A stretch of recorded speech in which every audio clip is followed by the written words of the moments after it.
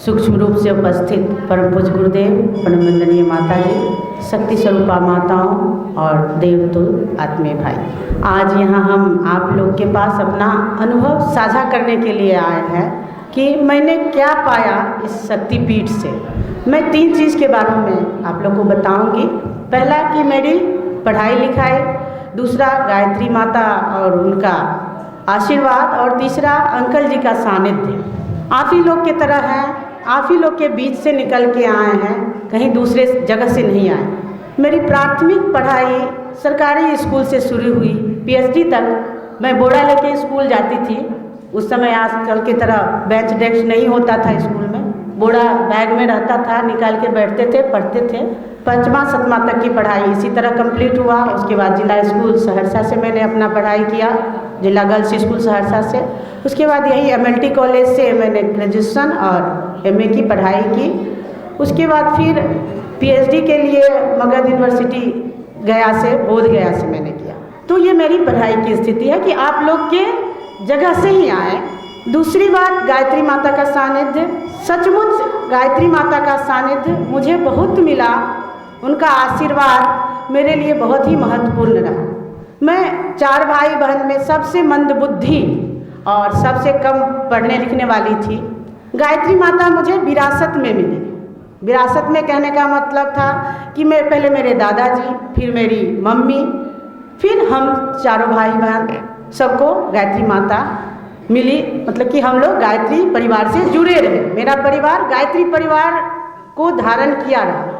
और बचपन से मंदबुद्धि थे, जब अपना ज्ञान हुआ तो गायत्री मंत्र करने लगे। और गायत्री मंत्र करने से हमारे अंदर एक चीज़ विकसित हुआ कि हम तो कमज़ोर थे, मंदबुद्धि थे, लेकिन हमारे अंदर एक जुझारूपन हुआ कि कोई भी काम को करने की हमारे अंदर आत्मबल जागृत हो गया कि कोई भी छोटा भी काम को हम बड़ी शिद्दत से करते थे और उस काम को एकदम पूर्णता तक पहुंचाने की मेरी आदत थी। तो मंदबुद्धि होने के बावजूद भी मैं अपने सभी कक्षा में प्रथम आई।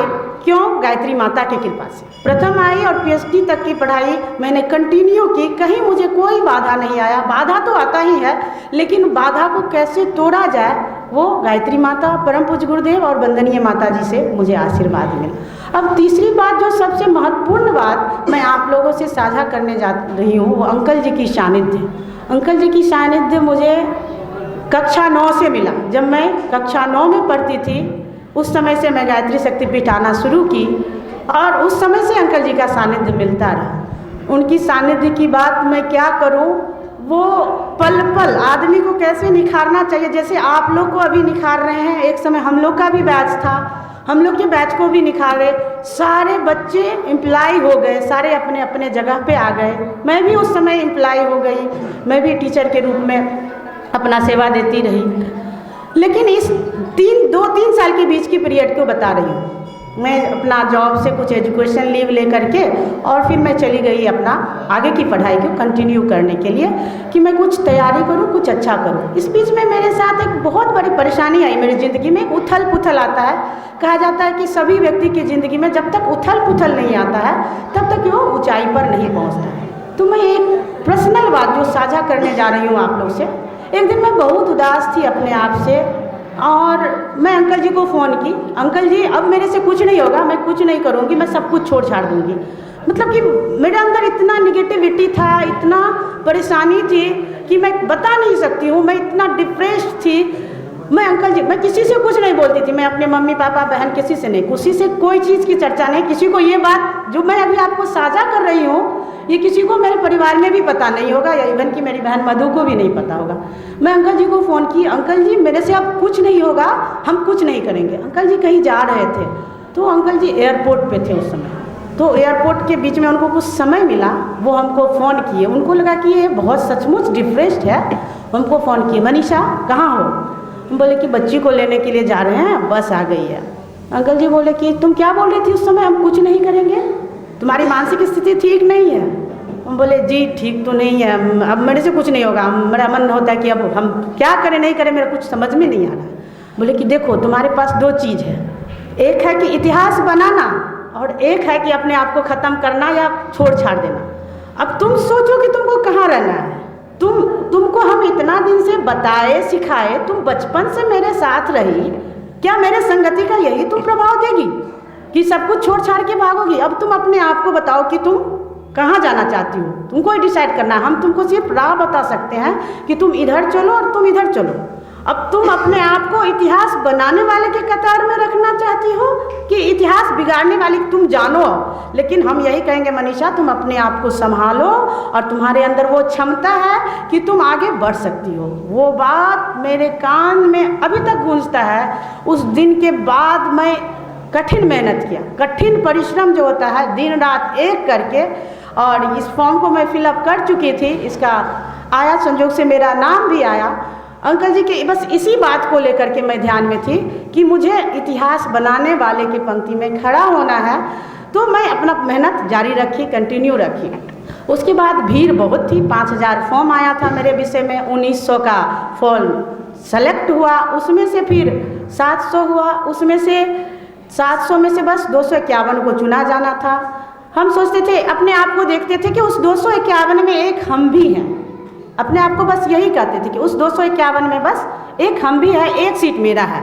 बस इस बात को लेकर के मैंने तैयारी किया, और आज मैं असिस्टेंट प्रोफेसर के रूप में मुझे बिहार का नंबर 1 यूनिवर्सिटी मिला, विश्वविद्यालय पटना यूनिवर्सिटी। उसके बाद कॉलेज की बात आई तो मैं सोच रही थी कि या तो पटना कॉलेज पटना मिलेगा, मगध मेला मिलेगा। वुमेंस कॉलेज का तो सपना में भी नहीं सोच रहे थे कि वुमेंस कॉलेज मिल जाएगा, क्योंकि वुमेंस कॉलेज मिलना अपने आप में एक बहुत बड़ी बात है, और मैं तो कभी सोच भी नहीं सकते थे कि मुझे वुमेंस कॉलेज मिलेगा। और 9 तारीख को 6 तारीख को लिस्ट जारी हुआ। मेरे पापा जी बोले, शादी थी घर में, लिस्ट चेक करिए कहाँ हुआ।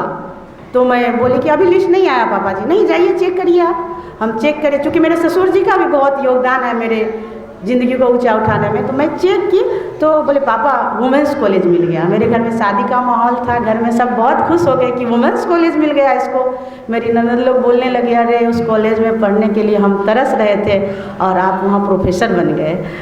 तो यही बात है, मैं आपके बीच इसीलिए इस बात को साझा करने आई हूँ कि यदि आपके अंदर क्षमता है, शक्ति है, और आपको सानिध्य भी है, गायत्री माता का आशीर्वाद भी है, यदि आप अपने आप को ऊंचा उठाना चाहते हैं तो मजबूती से अपने आप को कभी हारने न दे, और अंकल जी के बात को मानते हुए जो वो हमें साप्ताहिक कक्षा में बताते हैं उसको अपने जीवन में उतारते हुए आगे बढ़ते चले जाए। निश्चित रूप से आप अपने जीवन को, अपने लक्ष्य को जो आपके मन में है उसको प्राप्त करेंगे। आज की बात मैं यहीं समाप्त करती हूँ। ओम शांति। आज ये शक्तिपीठ के लिए मनीषा एक उपमा है, एक तरह का एक पहचान बनाई है, और आने वाले पीढ़ी के बच्चों के लिए यह सीख है कि यदि गायत्री माता का सानिध्य हो और सही विचारक यदि मिल जाए और अपने मन में दृढ़ संकल्प हो तो आप नीचे से कितने ऊपर जा सकते हैं। इसका एक सही उदाहरण है तो मनीषा है, जो जिसने कहा कि मैं पढ़ने में मध्यम बुद्धि रहते हुए भी इतनी हायर एजुकेशन प्राप्त करने के बाद एक प्राइमरी स्कूल में टीचर थी, और टीचर के बाद आज ये तो कह रही है कि बिहार के सबसे टॉप यूनिवर्सिटी का वुमेंस कॉलेज पटना का मैं प्रोफेसर हूँ। और हम लोग जितना साल से जानते हैं, ये जानते हैं कि भारतवर्ष में, देश में पटना वुमेंस कॉलेज का एक स्थान है, केवल बिहार में नहीं, संपूर्ण देश में यदि किसी वुमेंस कॉलेज का स्थान है तो उसमें पटना भी एक आता है। तो हम मनीषा से हम अपने बच्चियों को, लड़कों को ये बताना चाहते हैं कि ये जीवन का सीख लो।